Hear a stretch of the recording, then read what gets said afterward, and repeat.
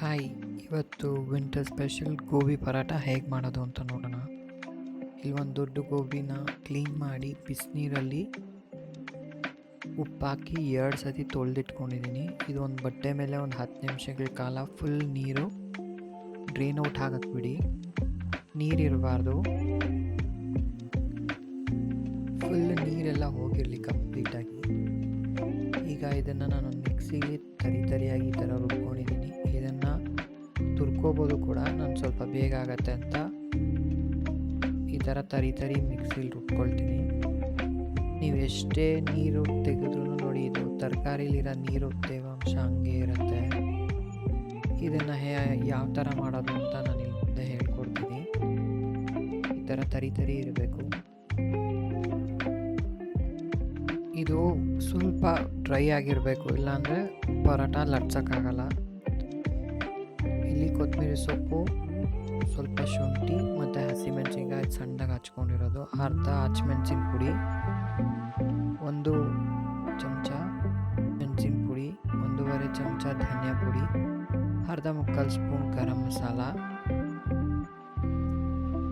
ಒಂದು ಅರ್ಧ ಮುಕ್ಕಾಲು ಸ್ಪೂನ್ ಉಪ್ಪು ಹಾಕ್ಕೊಳ್ಳಿ. ನಿಮ್ಮ ರುಚಿಗೆ ಎಷ್ಟು ಬೇಕೋ ನೋಡ್ಕೊಂಡು ಹಾಕ್ಕೊಳ್ಳಿ.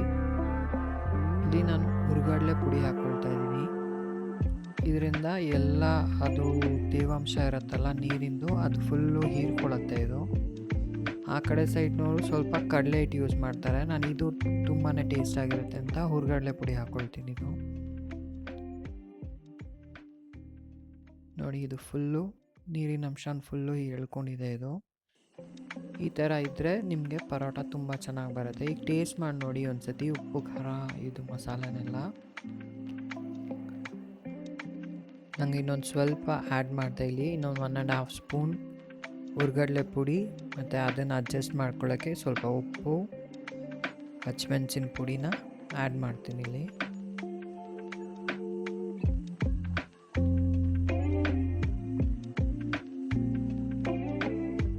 ನಿಮಗೆ ಖಾರ ಹೆಚ್ಚು ಕಮ್ಮಿ ಅದು ನಿಮ್ಮ ಟೇಸ್ಟ್ಗೆ ಅಡ್ಜಸ್ಟ್ ಮಾಡ್ಕೊಳ್ಳಿ. ಇಲ್ಲಿ ನಂಗೆ ಇನ್ನೊಂದು ಸ್ವಲ್ಪ ಬೇಕು ಅನ್ನಿಸ್ತು, ಯಾಕೆಂದರೆ ಸಪ್ಪೆ ಆಗಿಬಿಡುತ್ತೆ ಆಮೇಲೆ ಪರಾಟ ಥರ ಲಟ್ಸಿದಾಗ.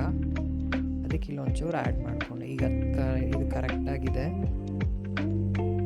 ಚಪಾತಿ ಹಿಟ್ಟು, ಚಪಾತಿ ಹತ್ತದಲ್ಲೇ ಕಲಿಸಿರೋದು, ಬಟ್ ನೆನೀಬೇಕು. ಇದು ಗಟ್ಟಿ ಇದ್ದರೆ ಪರಾಟ ಬರಲ್ಲ, ಕಿತ್ತೋಗುತ್ತೆ, ಸ್ಟಫಿಂಗ್ ಎಲ್ಲ ಆಚೆ ಬಂದುಬಿಡುತ್ತೆ. ಈ ಥರ ನೆಂದು ಚೆನ್ನಾಗಿ ಒಂದು 10-15 ನಿಮಿಷ ಆದರೂ ಮಿನಿಮಮ್ ನೆನೆಸಿಟ್ಟಿರಿ. ಇದು ಈಗ ಈ ಥರ ಚಿಕ್ಕದಾಗಿ ಒಂದು ಪೂರಿ ಥರ ಲಟ್ಟಿಸ್ಕೊಂಡು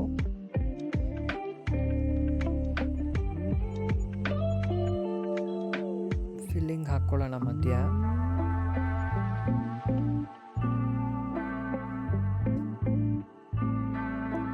ಸೇಮ್ ಒಬ್ಬಟ್ಟು ಥರ ಮಾಡೋ ಥರನೇ ಇದು ಹಾಕ್ಕೊಂಡು, ಈಗ ಎಡ್ಜಸ್ ಎಲ್ಲ ಫಿಲ್ ಮಾಡಿಕೊಂಡು ಲೈಟಾಗಿ ಈ ಥರ ಟ್ಯಾಪ್ ಮಾಡ್ಕೊಳ್ಳೋಣ.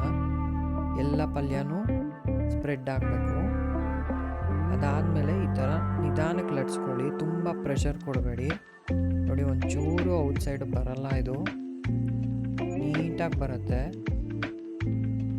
ಢಾಬಾನಲ್ಲಿ ಹೋಟೆಲ್ಸಲ್ಲಿ ಸಿಗೋ ಥರನೇ ನೋಡಿ ನೀಟಾಗಿ ಬರುತ್ತೆ, ಒಂಚೂರು ಆಚೆಗೆ ಬರಲ್ಲ ಪಲ್ಯ. ಚಪಾತಿ ಹಿಟ್ಟು ಕಲಸಿರೋದು ಸರಿಗಿರಬೇಕು. ಆಮೇಲೆ ಫಿಲ್ಲಿಂಗ್ ಡ್ರೈ ಇರಬೇಕು. ಡ್ರೈ ಇದ್ರೇ ತುಂಬ ಚೆನ್ನಾಗಿ ಬರೋದು. ಇದು ಒಂದು 2 ಮಿನಿಟ್ಸ್ ಇದೇ ಥರ ಫ್ರೈ ಮಾಡಿ, ಸ್ವಲ್ಪ ಲೈಟ್ ಬ್ರೌನ್ ಆದಾಗ ಆಮೇಲೆ ಎಣ್ಣೆ ಹಾಕಿ ಮೀಡಿಯಮ್ ಉರಿನಲ್ಲಿ ಫ್ರೈ ಮಾಡಿ. ತುಂಬ ಉರಿ ಇಟ್ಟು ಬೇಯಿಸಿದ್ರೆ ಚೆನ್ನಾಗಿ ಬರಲ್ಲ, ಗರ್ಗರಿ ಬರಲ್ಲ. ಮೀಡಿಯಮ್ ಉರಿನಲ್ಲಿ ಒಂದೇ ಹದದಲ್ಲಿ ಎಣ್ಣೆ ಸ್ವಲ್ಪ ಜಾಸ್ತಿ ಬೇಕಾಗುತ್ತೆ ಇದಕ್ಕೆ. ನೋಡಿ, ಫಿಲ್ಲಿಂಗ್ ಎಷ್ಟು ಚೆನ್ನಾಗಿದೆ, ಒಳಗಡೆ ಒಂಚೂರು ಆಚೆ ಬಂದಿಲ್ಲ, ತುಂಬ ಟೇಸ್ಟ್. ಈ ಥರ ಫ್ರೈ ಆಗಿರೋ ಆನಿಯನ್ ಮತ್ತು ಉಪ್ಪಿನಕಾಯಿ ಮೊಸರು ಜೊತೆ ತುಂಬಾ ಚೆನ್ನಾಗಿರುತ್ತೆ. ಇವನ್ ಸಾಸ್ ಜೊತೆ ಕೂಡ ಚೆನ್ನಾಗಿರುತ್ತೆ. ಒಂದ್ಸತಿ ಟ್ರೈ ಮಾಡಿ, ನಿಮಗೆ ಖಂಡಿತ ಇಷ್ಟ ಆಗುತ್ತೆ. Thank you for watching my video.